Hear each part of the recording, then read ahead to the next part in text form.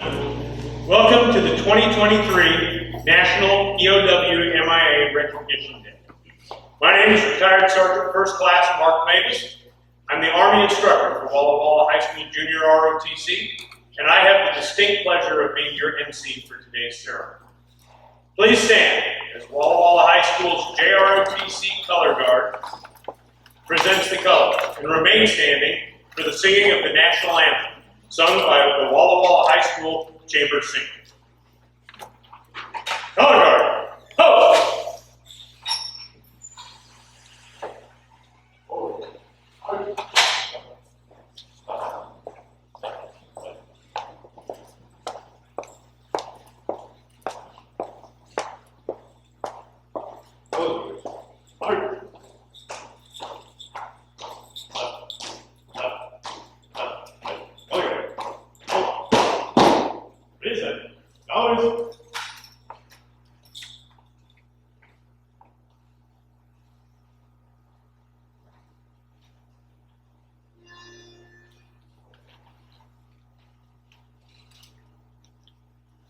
Oh, say, can you see by the dawn's early light what so proudly we hailed at the twilight's last gleaming, whose bright stripes and bright skies through the perilous fight on the ramparts we watched were so gallantly streaming, and the rockets red glare, the bombs bursting in air, gave proof through the night that our flag was still there.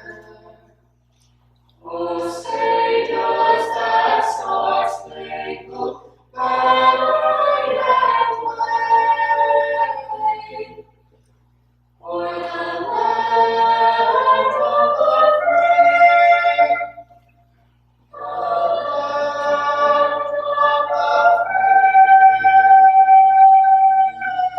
free, and the home of the brave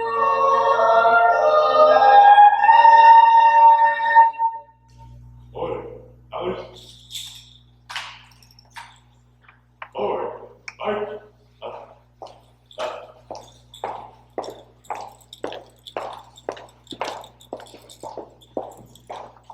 Forward, out, this one, out. Forward, off.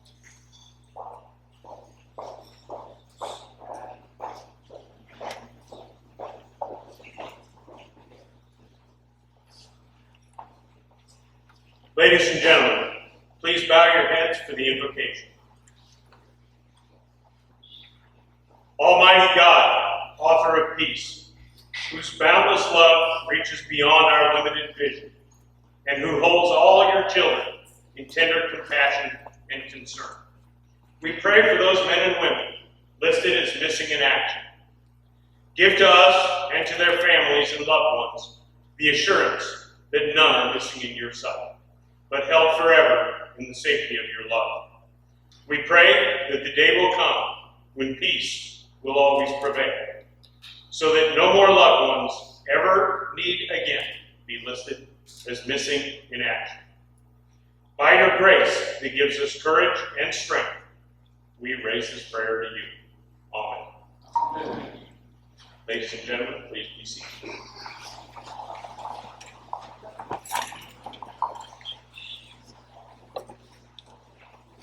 As you entered the building tonight, you may have noticed a small table set to my left, your right, in a place of honor.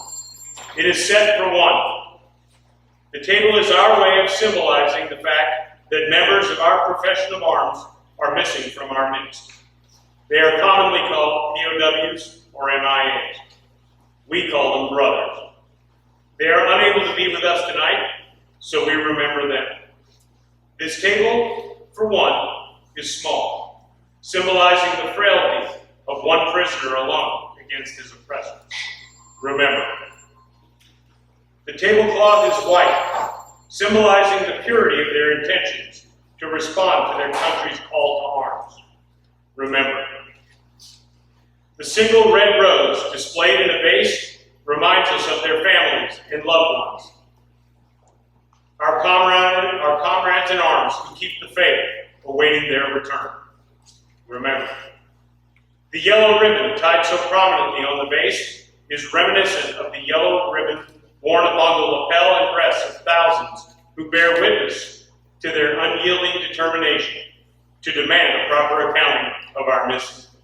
Remember, the candle is lit, symbolizing the upward reach of their unconquerable spirit. Remember, a slice of lemon is on the bread plate to remind us of their bitter fate. Remember, there is salt upon the bread plate, symbolic of their families' tears as they wait. Remember, the glass is inverted, for they cannot toast with us tonight. Remember, the chair is empty. They are not here. Remember, all of you who served with them and called them comrades, who depended on their might and aid and relied upon them, for surely they have not forsaken you. Remember, until the day they come home, remember.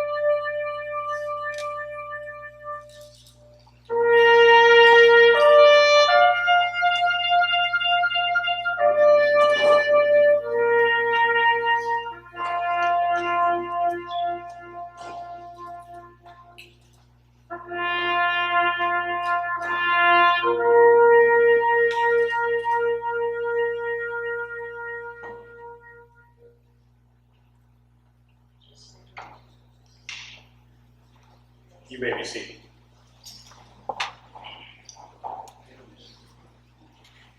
At this time, I would like to introduce and acknowledge a few of our guests.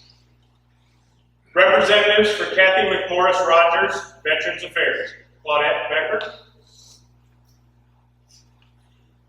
Washington State Department of VA Affairs, Rudy Lopez and his wife. And representing Volunteers Love Serving Veterans, Carolyn Mager and Dixie Ferguson. Today, we are honored that we have two distinguished guests in our audience. Lieutenant Nancy Wilson, a veteran of the United States Navy Nurse Corps from 1964 to 1969.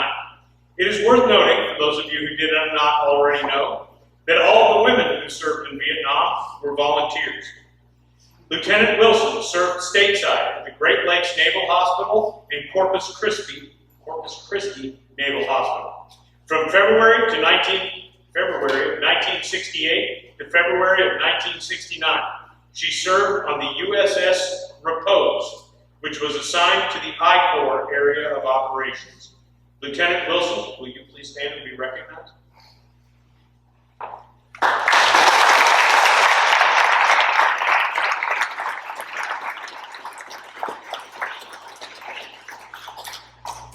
Our guest speaker tonight is Medal of Honor recipient Specialist James C. McLuhan. Specialist McLuhan served as a combat medic with Charlie Company, 3rd Battalion, 21st Infantry, 196th Light Infantry Brigade, Americal Division. On May 13, 1969, his company conducted an air assault near Tam Kai in New Yon Hill. When the unit landed, the company came under attack. With complete disregard for his safety, he ran 100 meters in an open field through heavy fire to rescue a comrade, which he moved and carried to safety. Even after being wounded several times by small arms fire and shrapnel, PFC McLuhan continued to run through kill zones to move, treat, and rescue his fellow comrades and fight the enemy. On the morning of May 15th, McLuhan knocked out a rocket-propelled grenade position with a grenade, fought and eliminated enemy soldiers, treated numerous casualties, keeping many alive during the night, and organized the dead and wounded for evacuation at daylight. His timely and courageous actions were instrumental in saving the lives of his fellow soldiers. Private First Class McLuhan's personal heroism, professional competence, and devotion to duty are in keeping with the highest traditions of the military service and reflect great credit upon himself, the AmeriCal Division, and the United States Army. Ladies and gentlemen, please join me in giving a warm wall-to-wall welcome to Medal of Honor recipient James C. McLuhan.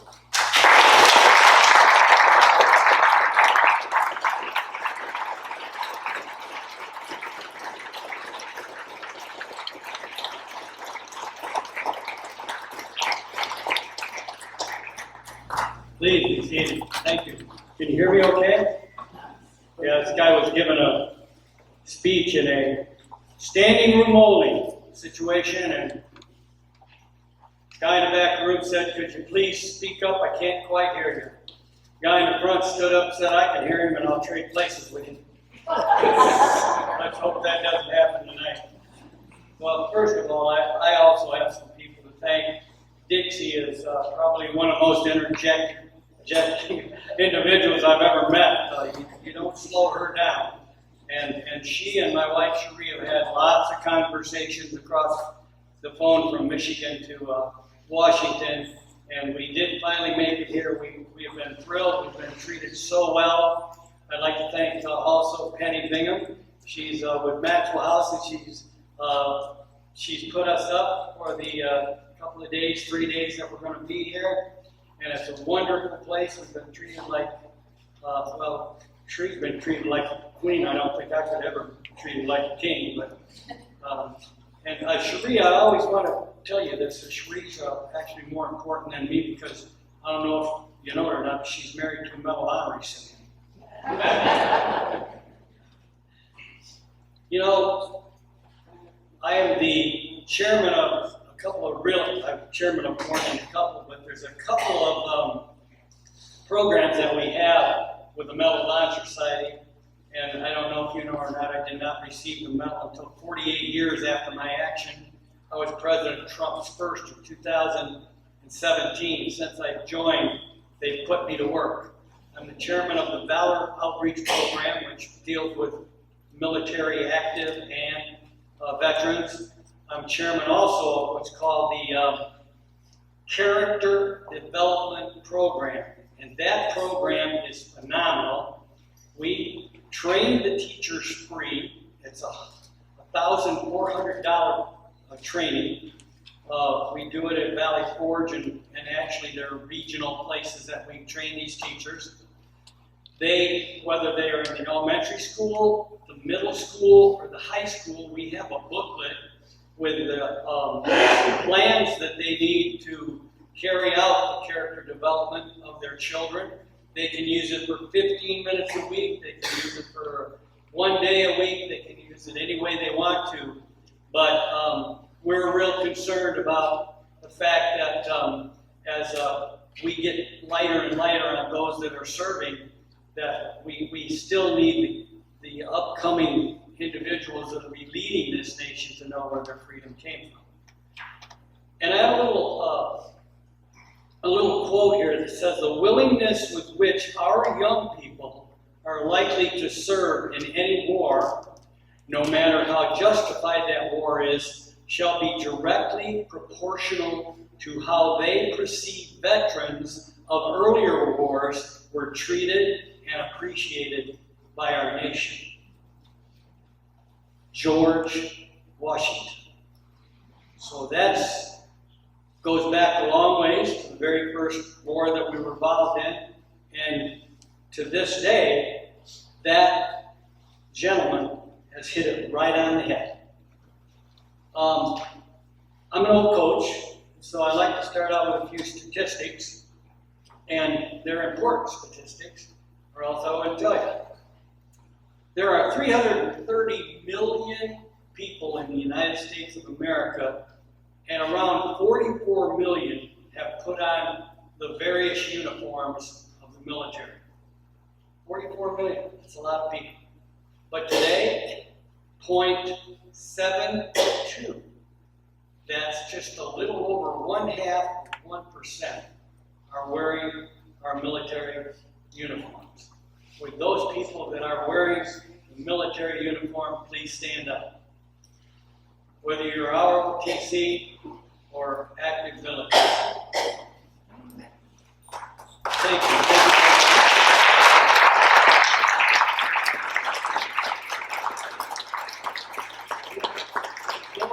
We go through our veterans, please stand up. Those who are veterans, please stand up.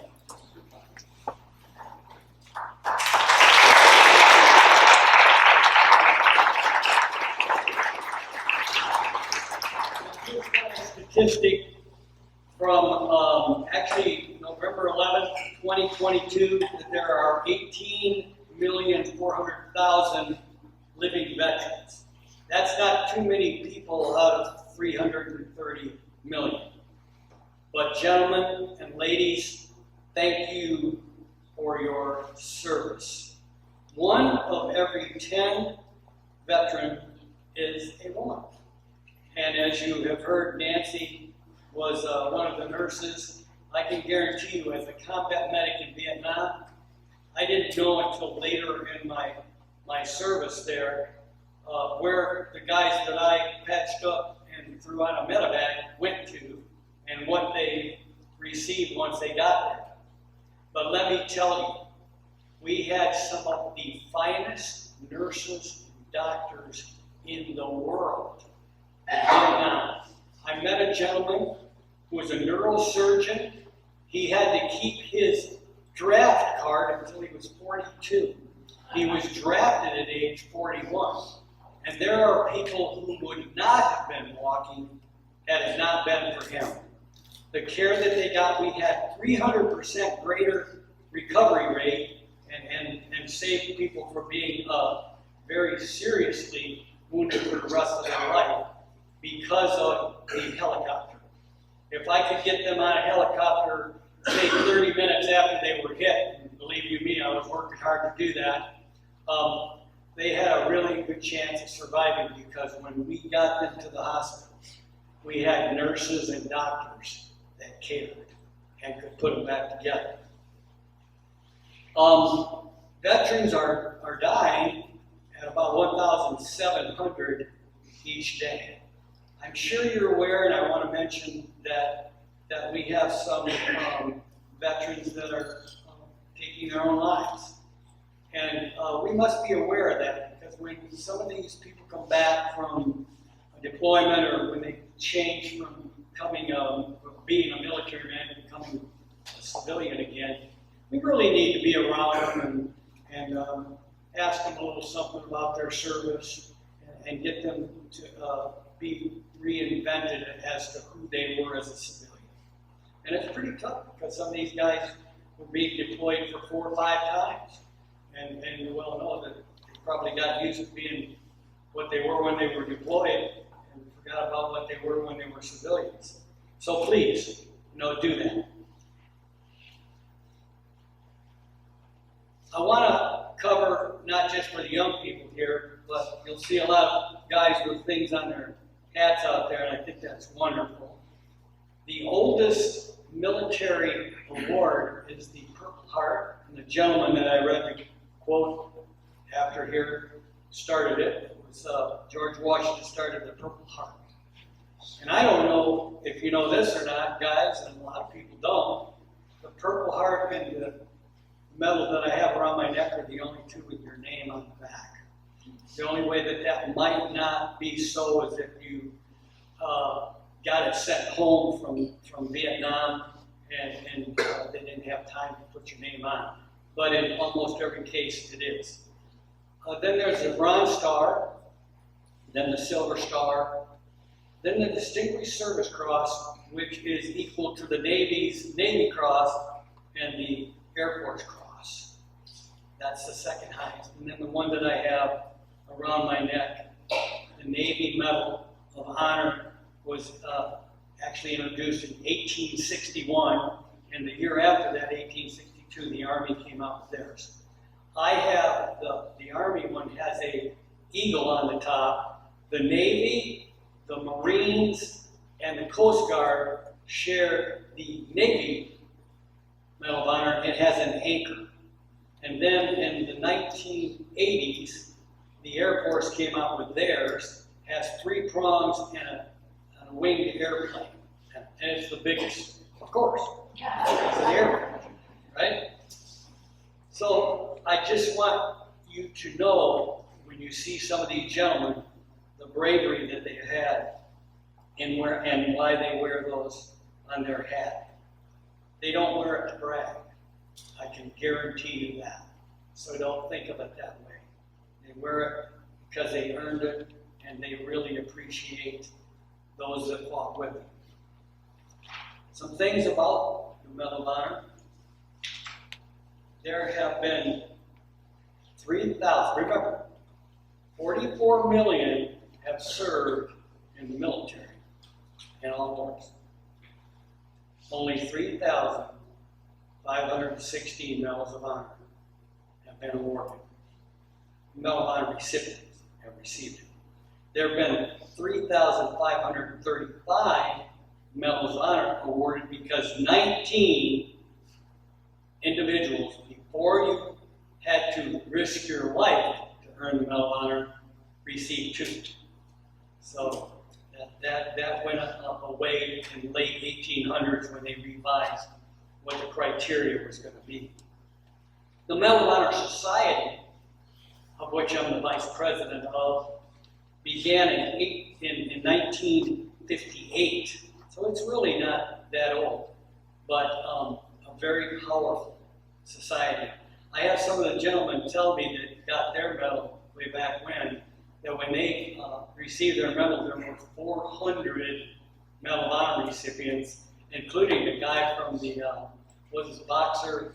Yeah, boxer war. And is that crazy? Yeah, anyway, it has really dwindled. We lost our last Medal of Honor of World War II, and you know him well. He's been here, Woody Williams. We lost him last year, and I was on a national committee that got his body to lie in honor in the Capitol. He cannot lie in state because he's not a congressperson, nor is he the President of the United States, but I would have voted for him. So Woody, and the last person to lie in honor in the Capitol before Woody was Douglas MacArthur in 1964. That committee that I was on was called the World War II Funeral Committee, and we had to have a chairperson from every state. Most of them were governors, and then we asked them in Washington, D.C. if we could get this done.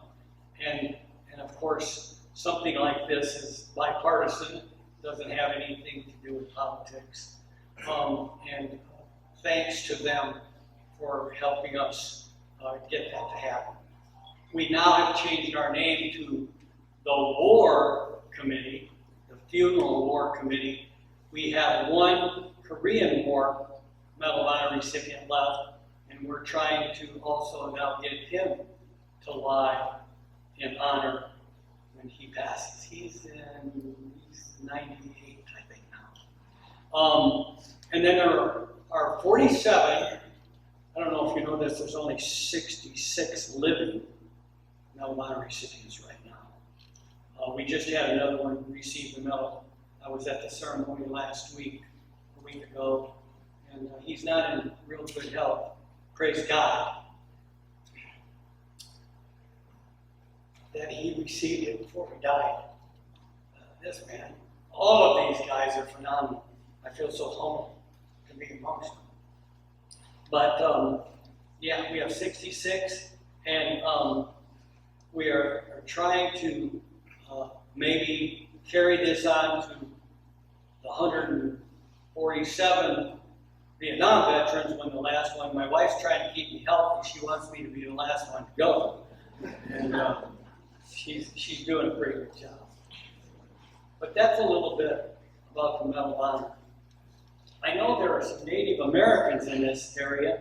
I spoke to a Native American group 2 years ago on Veterans Day.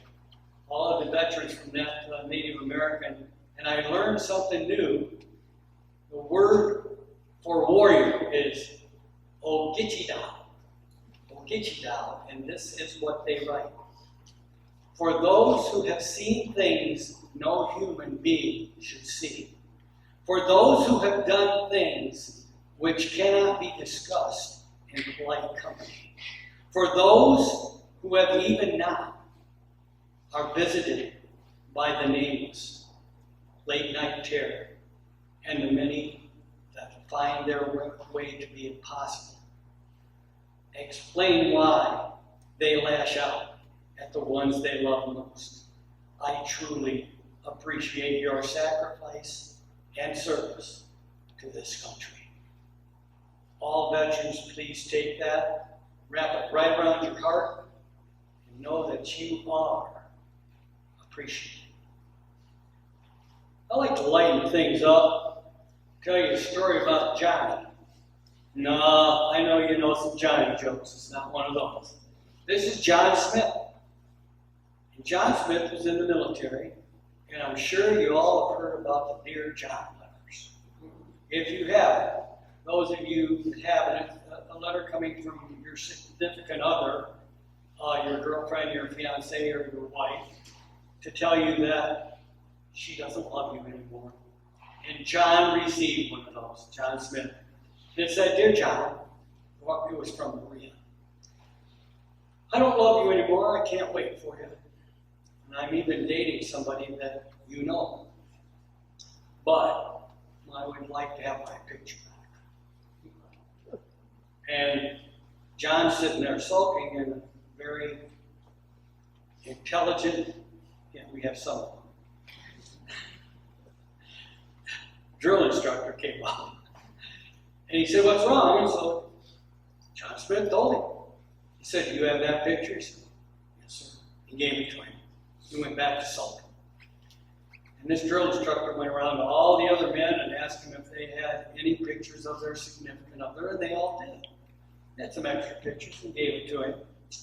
And the drill sergeant sat down and wrote this letter to Maria. She thinks it's coming from John. He wrote it and sent pictures with it, and here's what it said. Dear Maria, I'm very, very sad that you don't love me anymore. But I'm angry that you might be dating somebody that I know. However, I know why you might want your picture back. So I can't remember which one you are. Would you take your picture and send the rest of them back?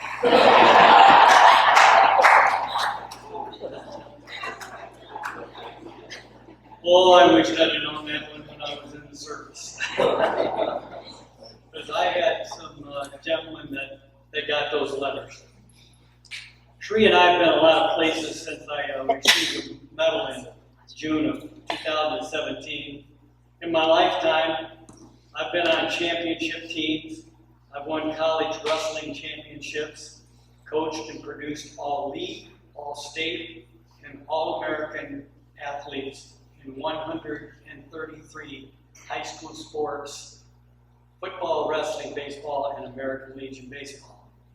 I've even seen some of my athletes make it to the pro level. I've been in the president's office and talked with him, been a keynote speaker across the United States of America, sang on stage with Lee Greenwood, and I've been to most of the states and some of them many times. 155 events last year. In the last 5 years, I should say 6 years now, it's because it's now up to 6 years, I found myself in rooms and large arenas with more brass than you could ever imagine. There have even been the highest ranked generals from Canada at some of these events.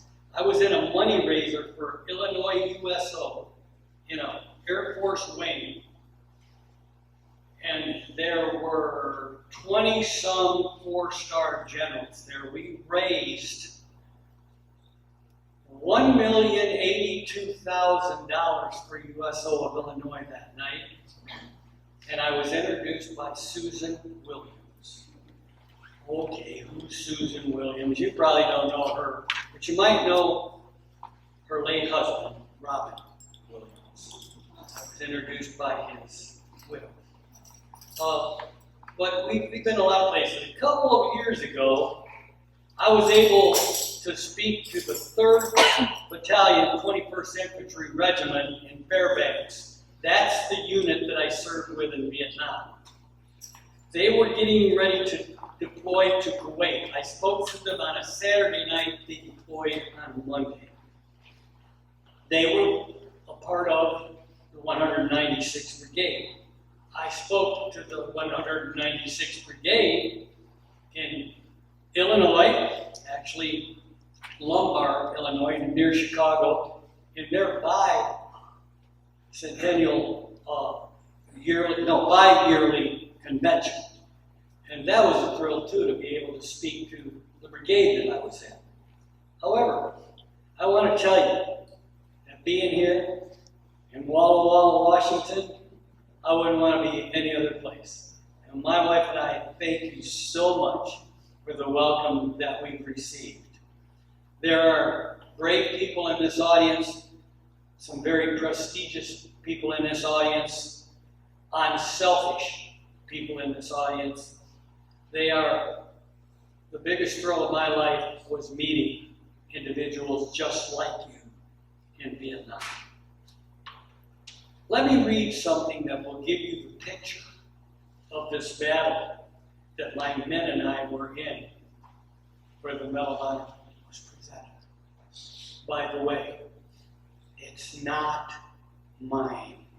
It belongs to the men that I'm going to tell you about, 89 of them. I also wear it for those who have given their life for our freedom, and I wear it for the young man or the young woman who did something very brave. And you need 2 eyewitnesses to receive this, and nobody saw him do it. It's not the medal, it's the act that counts. That's why I wear this medal. It's not a gentleman medal. And this medal is all about love. The love so deep in the soul of 89 men that it's truly immeasurable. It's about a group of individuals, some were still boys, who either were drafted or volunteered to serve their country.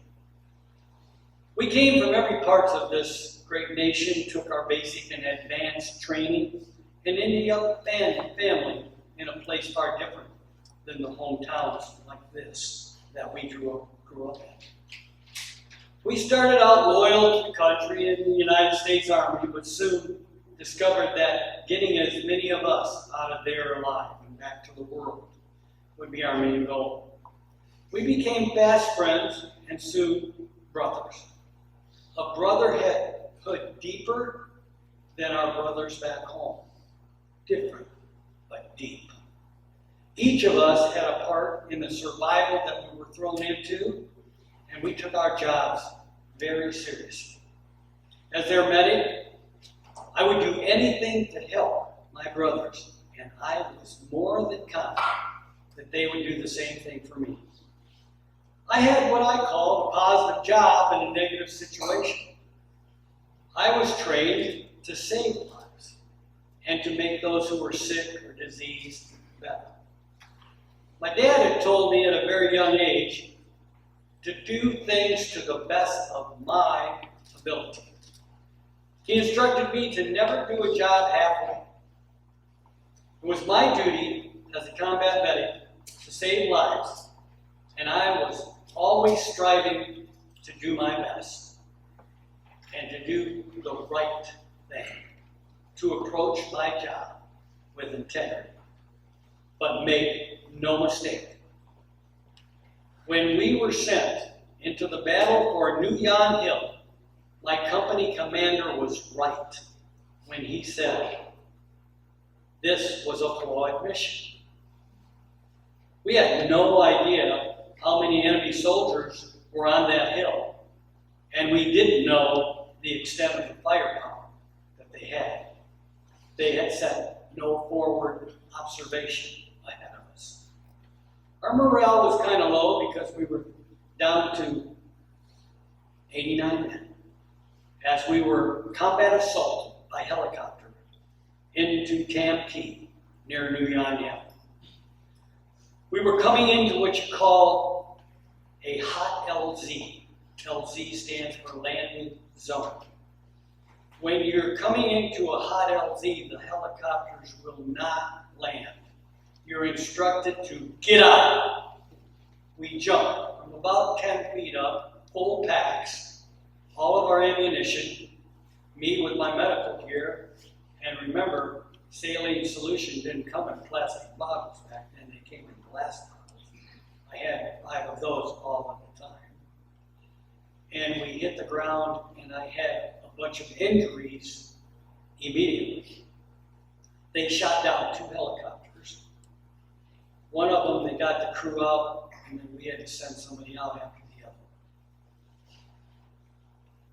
But we stuck together, and we fought for each other's lives, with our backs to the wall, with the enemy heavily outnumbering us 30-1. We found out later there were 2,000, remember, 2,000 NVA and 700 VCs on that hill. We held our ground, we battled with all our might. Greater love has no man than to lay down his life for another. And that's what happened. May 13th through the 15th, 1969. As the men of Charlie Company were willing to give their lives to save the lives of those around them. In the 48-hour battle, and nothing to eat or drink in that 48 hours, I was very busy.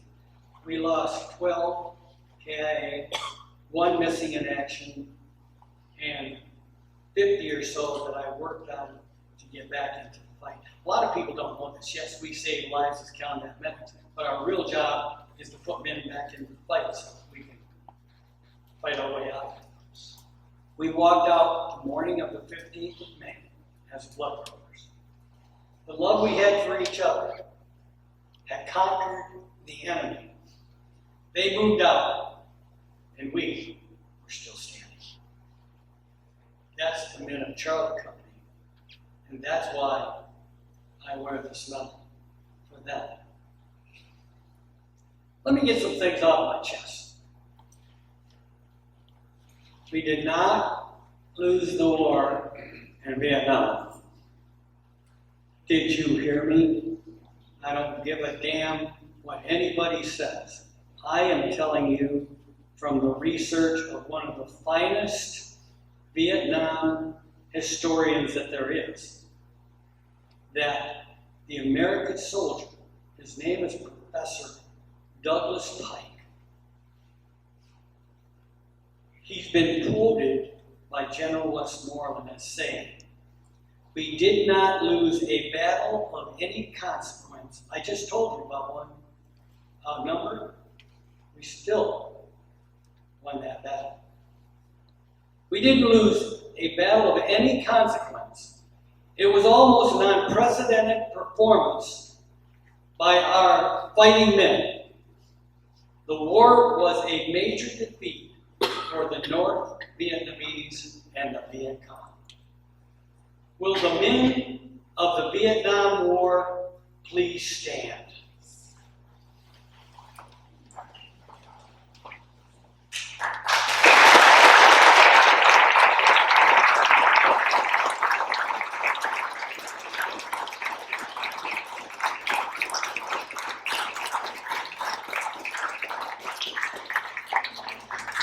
Thank you for your service, brothers, and welcome home.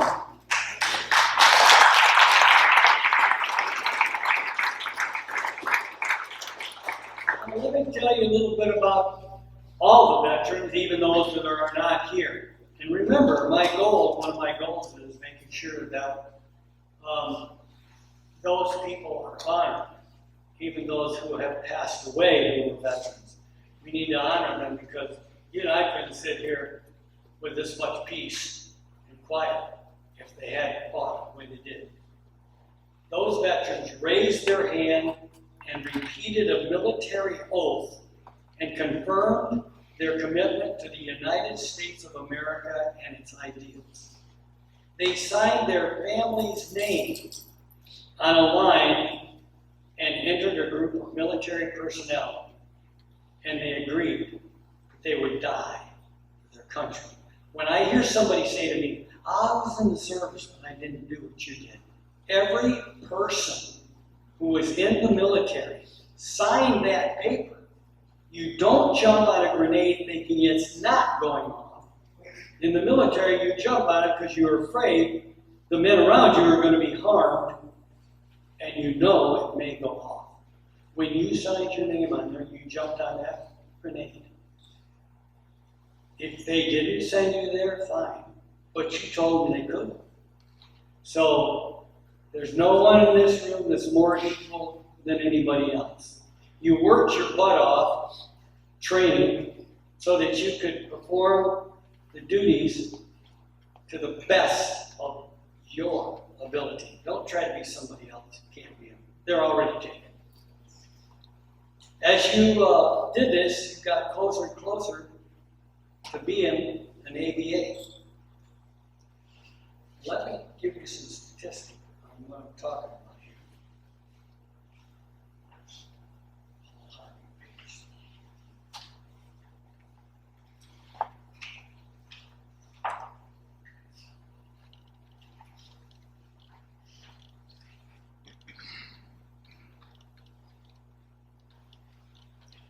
During the Vietnam War, 9.7 million served in the United States military. 2.5 million were deployed to Southeast Asia, Vietnam. And now there are over 14 million wannabes who claim that they were in country but never served in the military. Some of you guys from Iraq and Afghanistan are getting some of this same stuff. This may sound kind of strange to you or make you angry, but because you know you guys are the bad guys, okay? In the media, the protesters, and those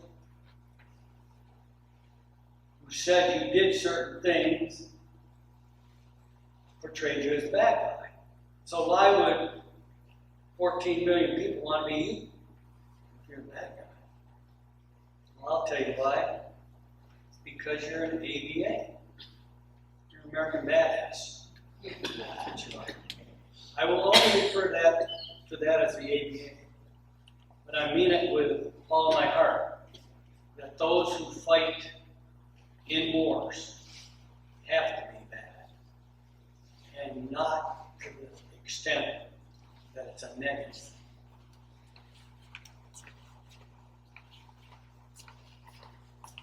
So you got closer and closer to being an ABA as you got into your training. You became a member of the biggest team that you will ever be a part of.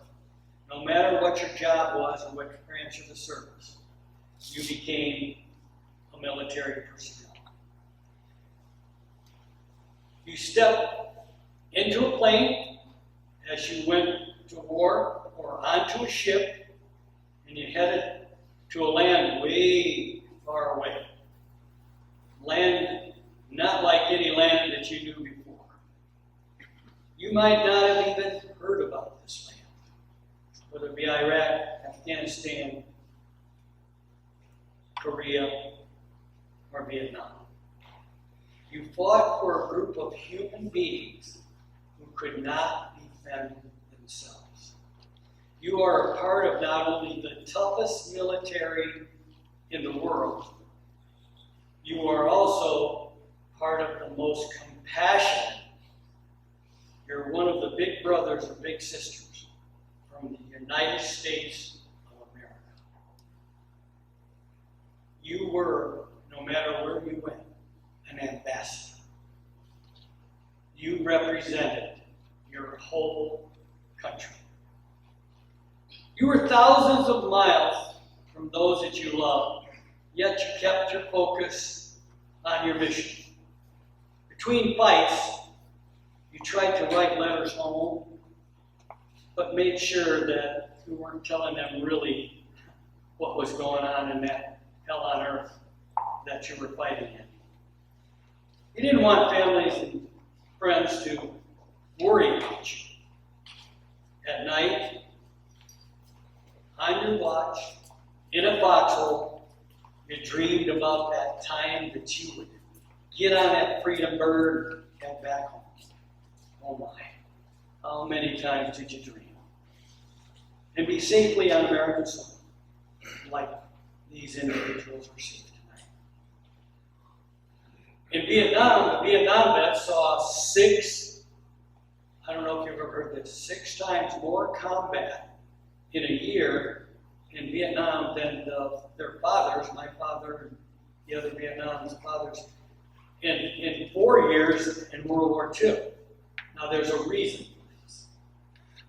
The World War II veteran in 4 years, on an average, was in direct contact with the enemy 40 days. They had to march a long way sometimes to get to where it was in the battle. In Vietnam, in 1 year, 240 days in direct contact with the enemy. Why? The helicopter couldn't get. We went from safe LZ Center to New Yon Hill in 15 minutes. And I thought I just spent my last day on Earth when we got fighting. You saw those that you grew to love deeper than family get wounded or even lose their life. And often you felt helpless when you couldn't save them. I was telling a group of students today in what we call a breakout, and it was question and answer. I love those because they can ask any question right from their heart. We could give them an answer. The worst thing that I had is triage. If you don't know what triage is, I've got multiple wounded and dead. And there's an individual here that there's no way, even if I had a doctor and the right kind of equipment, they're going to live. And I have to leave them alone. I can only save those that I know I can save. Been over 54 years since I was a combat medic. And I've come to grips with it, but I still sometimes wonder what if a miracle would happen. But I didn't have enough time to do everybody. You gave, and you just kept right on giving to bring as many home with you as you could. You looked on with that 10,000 yard stare. They know what I'm talking about. But if a guy is just like looking off in the distance, you don't even know what he's looking at. You don't know what he's thinking. But he wished he was home. Some were put on choppers and planes with a flat drape over their coffin. Some were wheeled on those planes and ships with some of the body parts gone that they came to that war with. He had medals pinned on your chest and ribbons placed on your uniform. But all you really wanted was to go home. You saw and experienced things that you had never seen nor will never see again. Things you cannot talk about because no one would believe you if you told them anyway. Finally, go back home. Got to get back on a plane or maybe a ship. I myself do not even remember the trip home. I was in a fog. A lot of people were quiet. Some people, on my plane, we did not cheer until we knew we were out of range of the enemy firepower. We were not going to say anything until we were for sure out of danger. And there was a great eruption when that happened. There were a few months actually that I can understand what these young people are dealing with coming back now or getting out of the service now too. But I knew I had to get back to being a civilian. You either joined in on the conversation on that plane or you sat silent, deep and thought about whether it was true that you were really going home. You landed, and I kissed the soil. I spit it out, though, as soon as I got done. But I sure did love being on American soil. If you'd only known as a child what you felt at that particular moment, you would have been more grateful to live in America. Now you know why we need to talk to the young people. Because they're like us. We were veterans, but we didn't know as children. We didn't, like us, our dads didn't talk about their war either. You didn't know at that moment what you had accomplished. But as a teacher and a coach for 40 years, I'm here to tell you that you took the biggest test of your life and you passed it. You played in the toughest game of your life and you won. Yes, you did. You were officially an APA. You didn't care about the medal and the awards on your chest or that you'd accumulated in passing that test or winning that game, even though you earned that. My wife asked me,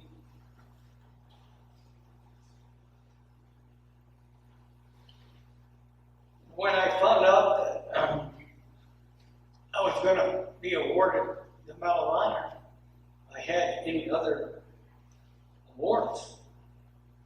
And I said, yeah. And she said, where are they? And I said, in a box in the basement.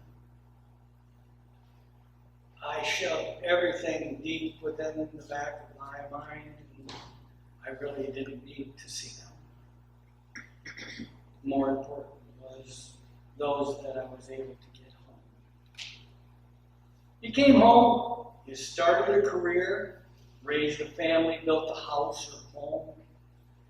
You tried to ignore what some of the people were saying about your war, whether it was Iraq, Afghanistan, Korea, or Vietnam. Though many around you talked about what they thought you had done, they had no idea what you had really experienced. So you just chewed it up, spit it out. John Wooden, the great basketball coach from UCLA, said this: you should be more concerned about your character than your reputation. Because your character is who you really are, and your reputation is what somebody else thinks you are. Put that in your back pocket. Take it out when you think you're wondering about things. Those who have said false things about you, labeled you, and your war will forever be ignorant of what you really endured.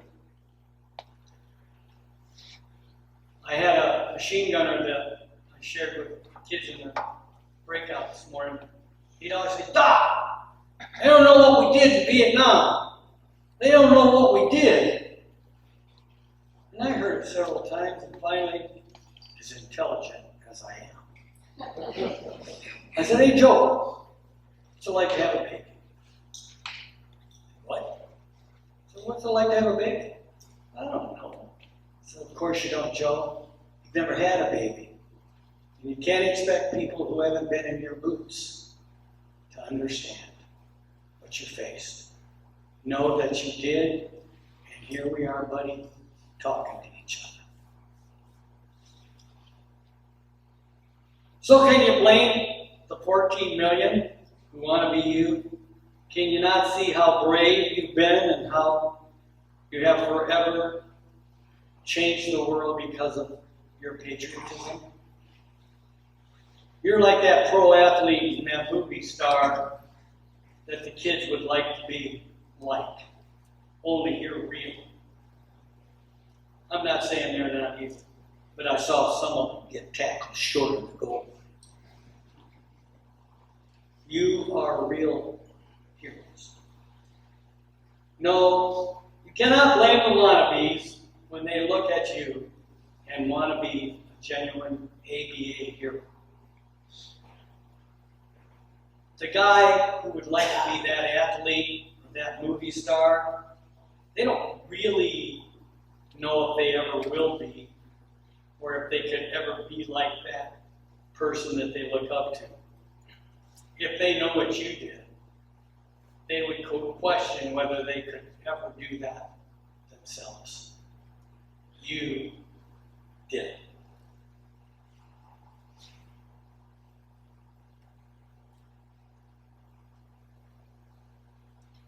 As a combat medic, I held 18, 19, and 20-year-old boys in my arms. Heard their last words, and I saw the last breath of life leave their body.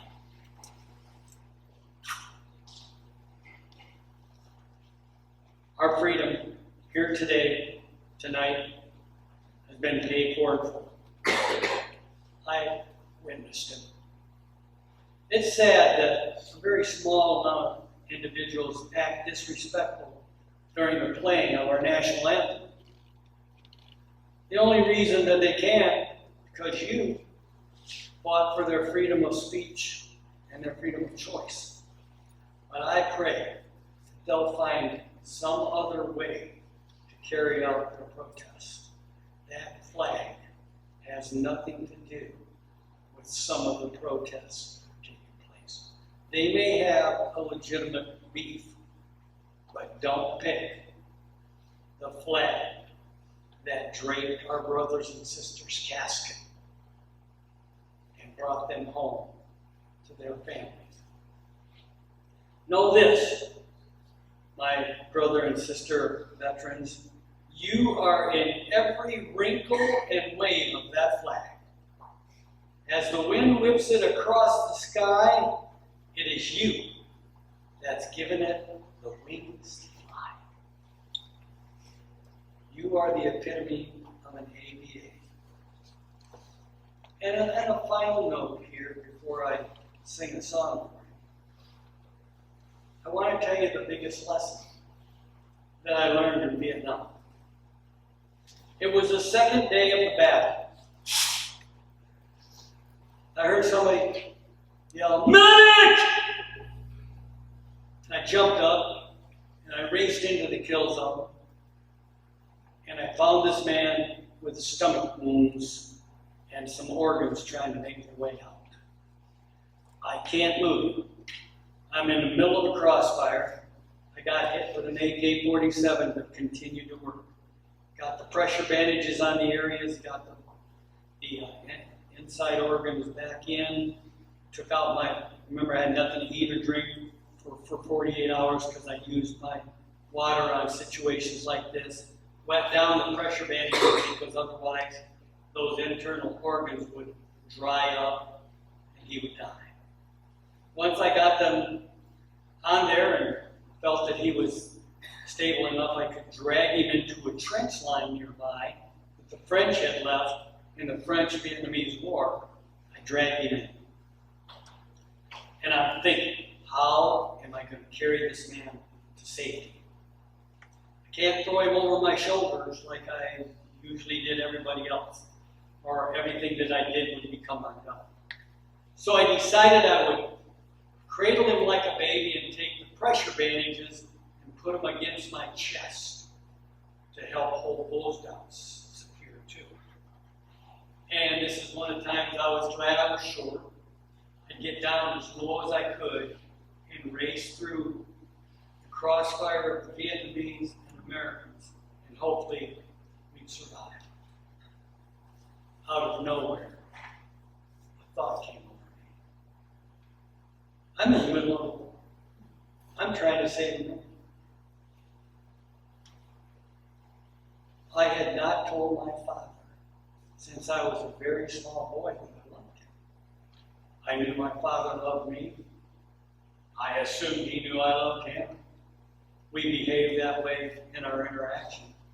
But in those days, the early 50s, 60s, men didn't say that to their sons. Sons didn't say that to them. I didn't say it to my two brothers. And I had a conversation with the man upstairs.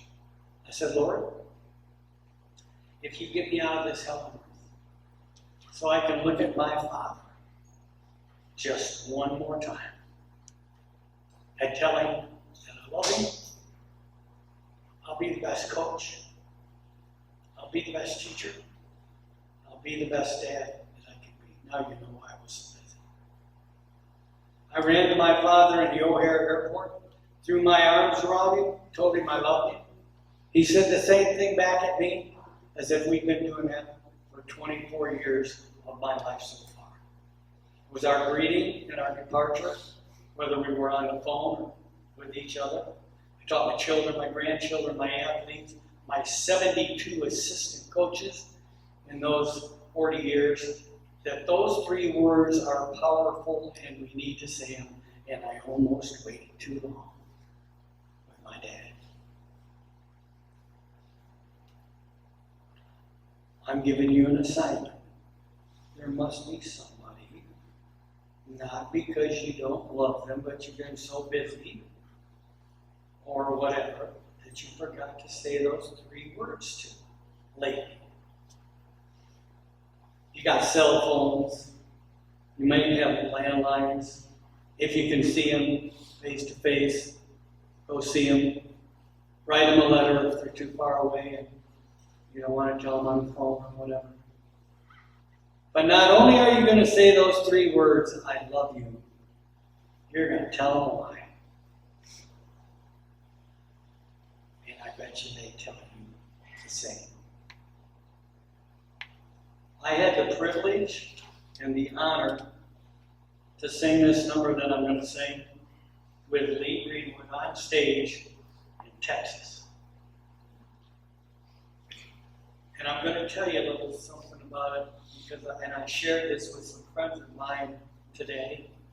I don't think Penny was there, but I want to share it with you all. When Lee Greenwood it was the last song that he was singing, he was entertaining 800 black tie military, 12 Medal of Honor recipients, but there were 800 people. And he said, I want to sing my signature song, God Bless the USA, and he'd heard me do a little ditty on it the day before. He said, I want Jim McClellan to come up and sing it with me. Can I get up there too soon? After we sang it, here's what Lee Greenwood told me. Jim, if you haven't met Lee Greenwood, he's about that tall. The way he sings, you think he's a giant of a man. And he is a giant of a man. I'm telling you right now. Do you guys, who's around in the early 70s? Raise your hand. I want to ask you if you remember this song. A song came out in the early 70s, and the title was Short People Have No Reason to Live. Has anybody ever heard that? I think this beats the hell out of that, don't you? Short people have some reason to live. But anyway, he said, Jim, I don't sing, I don't write anything that doesn't have personal meaning or deep meaning to it. If tomorrow all the things were gone I worked for all my life, and I wanted to, and I had to,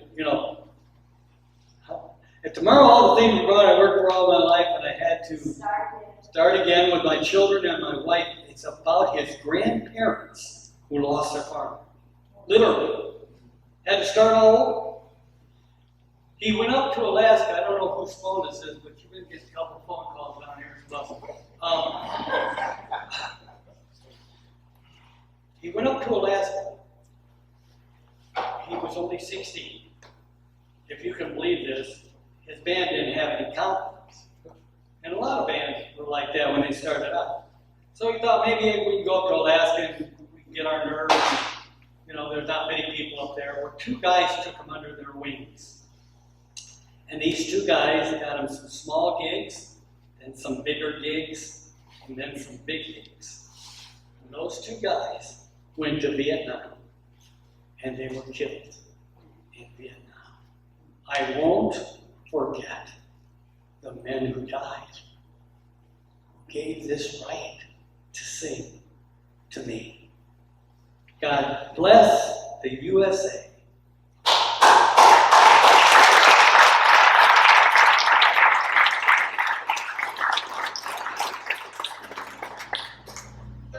Turn that up, please.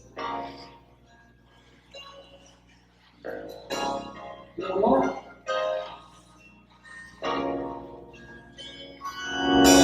If tomorrow things were gone, I worked for all my life, and I had to start again, with just my children and my wife. I thank my lucky stars to be living here today, because the flag still stands, and they can't take that away.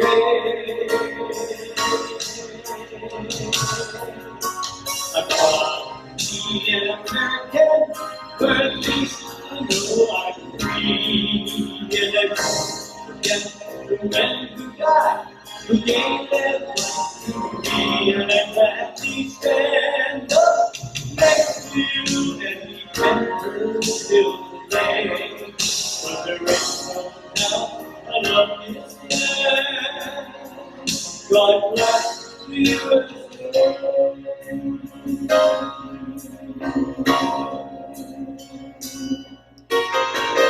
Change the words a little bit. You'll notice. From the lakes of Michigan to the hills of Tennessee, across the plains of Texas, from sea to shining sea, from Waterloo down to Houston, from New York to LA, there's trouble in American life, and it's time we stand and say,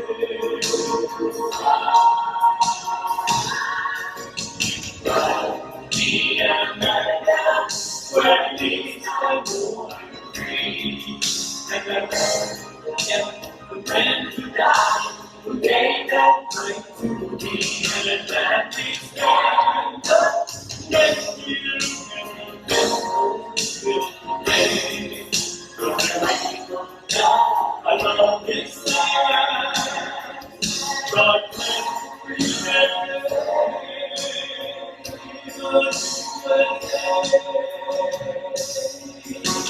I'm proud to be an American, where at least I know I'm free.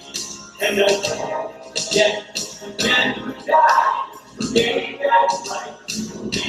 And I gladly stand up next to you and remember still today. But there ain't no doubt I love this land. God bless the USA.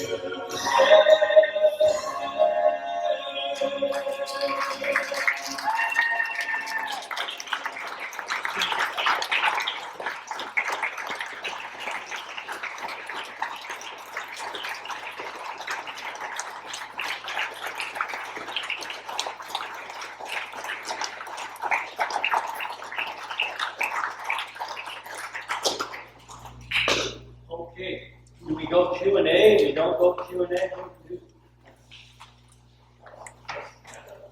It's up to you. You're in charge. You're in charge, sir. I can, oh, I am. I've asked my wife, she says I'm not in charge. Can you hear me right here? I would like, go ahead and sit down. I'd like to answer any questions that you may have. Yes, sir.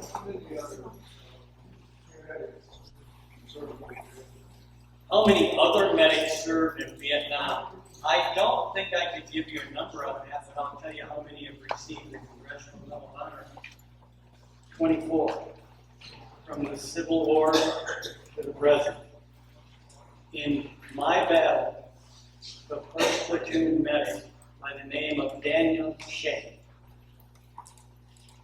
received the Medal of Honor posthumously. He received it posthumously, his mother did, in 1970. He was from Norwalk, Connecticut. I received it, of course, 48 years later. It is the only place in all of my research where I can find that two medics in the same battle, in the same company, both received the Congressional Medal of Honor. I'm going to give you one more statistic. 3,316 medals of honor. 2,021 are of Irish descent. And people say, why? Well, if you think back to the Civil War, a lot of them joined the service so that they could be a citizen. You talk about being discriminated against. We had signs up for my ancestors that said you need not apply.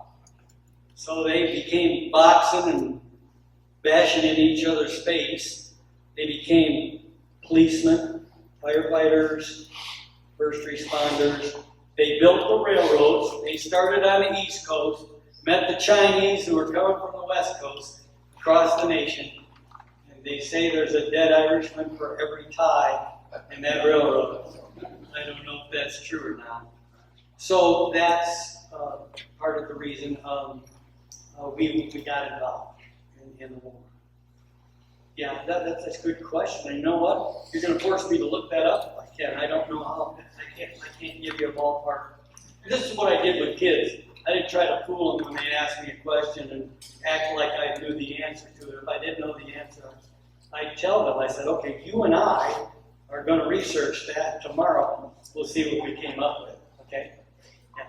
Other questions? Oh, you're a marvelous audience, by the way. I wish I could get my class that quiet. Yes, sir. Sir, you spent a career after the military as a professional educator.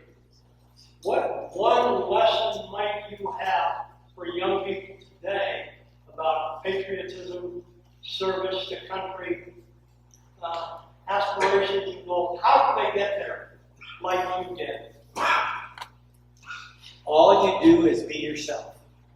I told young kids in my classroom, you should go after the career or the profession that you have a passion for. You should go after the career and profession that you would do even if you didn't get paid for it. Whatever you do in your spare time that you love, you find a career or a profession that is around that passion. And guess what? You're going to get paid too. You know, I didn't work a day of my life, so to speak. Remember, I told God if He got me out of that, I'd be the best coach and teacher I could be. That's why I was so involved with athletics and with what I'm doing now, trying to help people understand the people that have given them this freedom. And you know what? You fight for it too. If you're a civilian, if you didn't make it into the service, I also get that. We were at a USO dinner. Was it a USO dinner in Illinois, or was it just a dinner? What was that?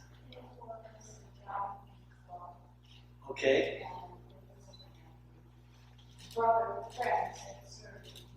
Yes. Well, at the end of that dinner, it was around Christmas time. They had a fireplace. It really was not. If you could picture the scene, said, "Why don't you come over by this fireplace? Because a lot of people are going to want to get their picture." Now, I'm a brand new Medal of Honor recipient. I'm wondering, well, who wants their picture with me? Maybe my wife, you know. And I get over by it. They're lined up. I said, well, I guess they do. This man came up to me with tears in his eyes, and I had said during my presentation, if you didn't fight in a war, or you didn't even go into the military, you still did what we did. You preserved our American values in the profession that you served in. You don't have to have a uniform on. You're kind of privileged, I guess, to have that uniform on. And this man came up to me, and he said to me, you know, it's bothered me all my life. I was 4F, that meant physically they wouldn't take it. And a bunch of guys from my class, my friends and part of my family, went into service, and I couldn't go. And today, you verified, that's okay. I said, of course it is. I would tell young people that we are not put on this earth to serve ourselves. So whatever you have, whatever talents, whatever skills you have, you use those to serve others. I have a tendency when I look at others and see how I can help them out because they're struggling, that some of the things that I think I should be struggling with, they obey. Because they have it worse than I think I have. Also, I want to tell young people that they're portrayed wrong on TV. The squeaky wheel gets the oil, and it is the bad kids that we see on TV. I'm not going to start listing all of the things they put on. Look, I was in education, brought over 14,000 students. Now, these aren't just kids that I saw once or twice. I had them in class every day for a full semester.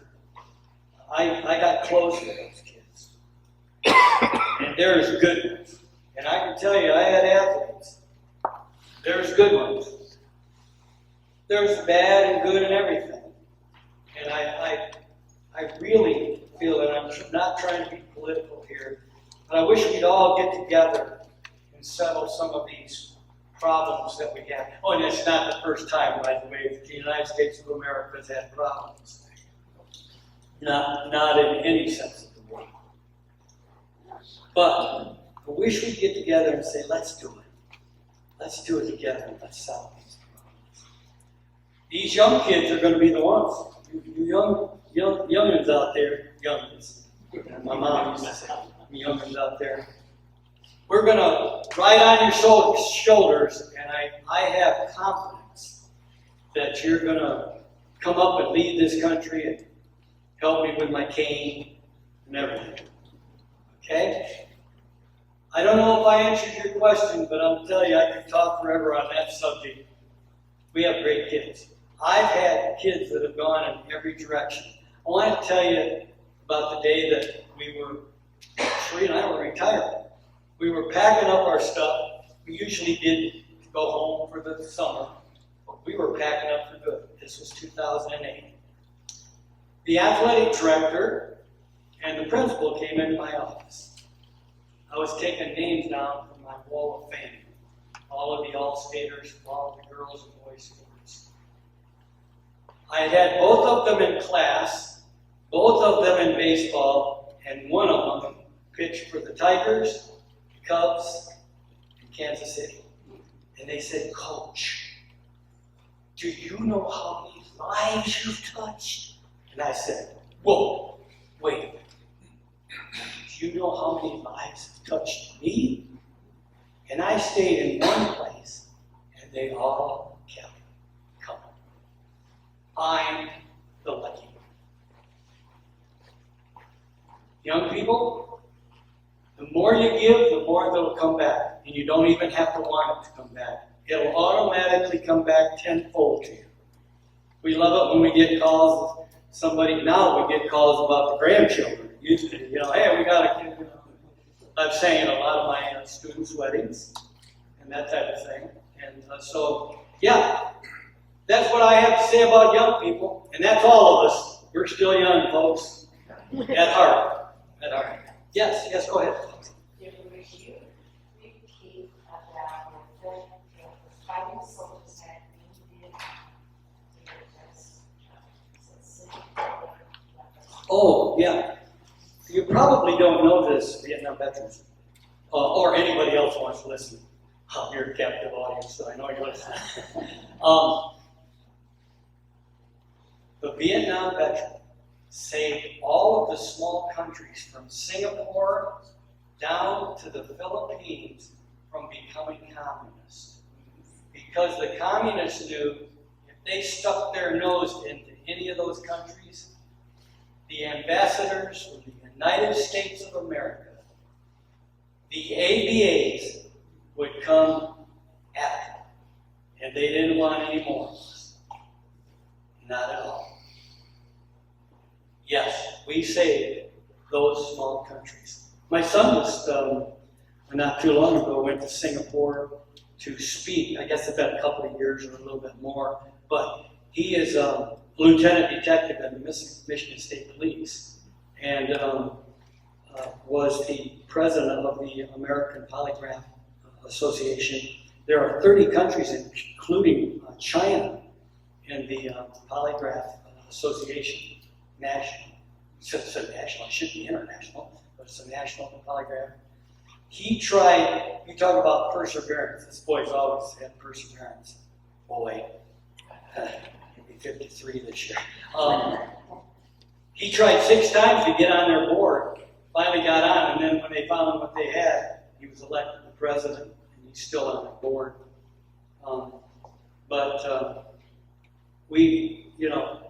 We're well protected. There's another avenue that I could talk about forever. We're well protected from outside injuries and outside people.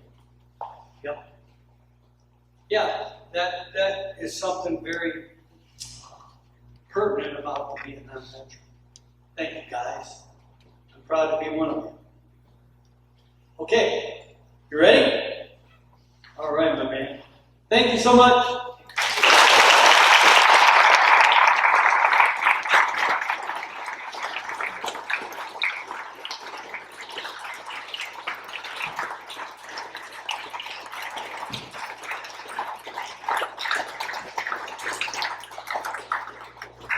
Ladies and gentlemen, before we close, I'd like to thank the following organizations and individuals for making this event possible. Mrs. Caroline Meager and Miss Dixie Ferguson of Volunteers Love Serving Volunteers, please stand up. And the volunteers, go ahead and stand up. Give me a round of applause.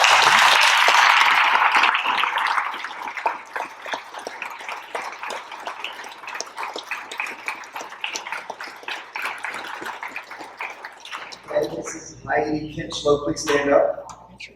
She works for HAPO.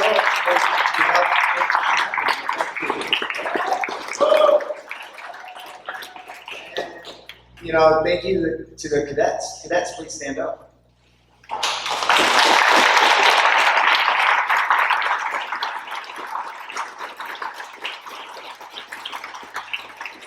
a matter of fact, cadets, go ahead and move forward. Jim.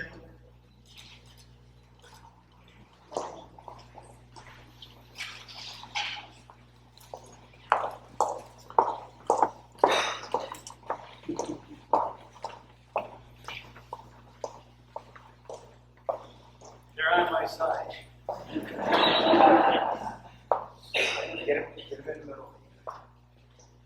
I'm in the middle.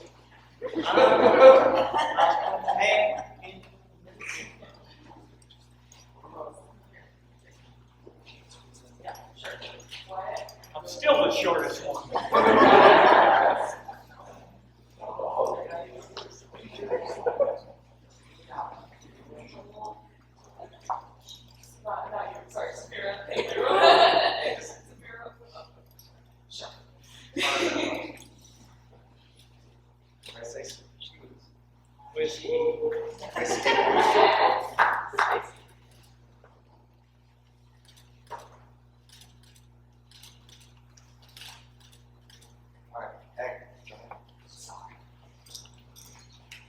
I'd like to thank you for your assistance and hosting this event. So this is the challenge point from all different time. It is holding our crest at the front. Well, thank you very much, sir. And this is my combat medic coin that I'd like to present to your group. Communicator. Of course, our general has to buy your drink, sir.